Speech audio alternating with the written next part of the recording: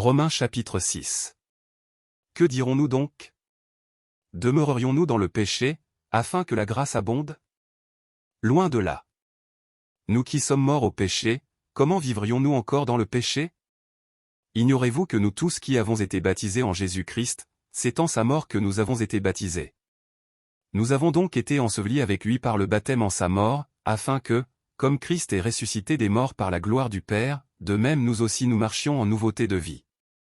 En effet, si nous sommes devenus une même plante avec lui par la conformité à sa mort, nous le serons aussi par la conformité à sa résurrection. Sachant que notre vieil homme a été crucifié avec lui, afin que le corps du péché fût détruit, pour que nous ne soyons plus esclaves du péché. Car celui qui est mort est libre du péché. Or, si nous sommes morts avec Christ, nous croyons que nous vivrons aussi avec lui. Sachant que Christ ressuscité des morts ne meurt plus, la mort n'a plus de pouvoir sur lui. Car il est mort, et c'est pour le péché qu'il est mort une fois pour toutes, il est revenu à la vie, et c'est pour Dieu qu'il vit. Ainsi vous-même, regardez-vous comme morts au péché, et comme vivants pour Dieu en Jésus-Christ. Que le péché ne règne donc point dans votre corps mortel, et n'obéissez pas à ses convoitises.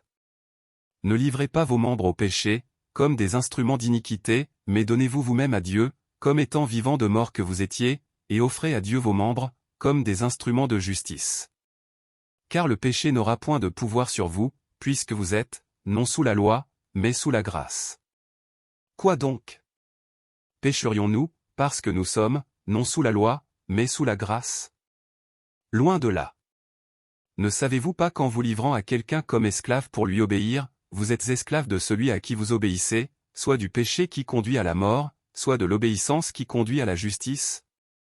Mais grâce soit rendue à Dieu de ce que, après avoir été esclave du péché, vous avez obéi de cœur à la règle de doctrine dans laquelle vous avez été instruits. Ayant été affranchis du péché, vous êtes devenus esclaves de la justice. Je parle à la manière des hommes, à cause de la faiblesse de votre chair. De même donc que vous avez livré vos membres comme esclaves à l'impureté et à l'iniquité, pour arriver à l'iniquité, ainsi maintenant livrez vos membres comme esclaves à la justice, pour arriver à la sainteté. Car, lorsque vous étiez esclaves du péché, vous étiez libres à l'égard de la justice. Quels fruits portiez-vous alors? Des fruits dont vous rougissez aujourd'hui. Car la fin de ces choses, c'est la mort. Mais maintenant, étant affranchis du péché et devenus esclaves de Dieu, vous avez pour fruit la sainteté et pour fin la vie éternelle. Car le salaire du péché, c'est la mort, mais le don gratuit de Dieu, c'est la vie éternelle en Jésus-Christ notre Seigneur.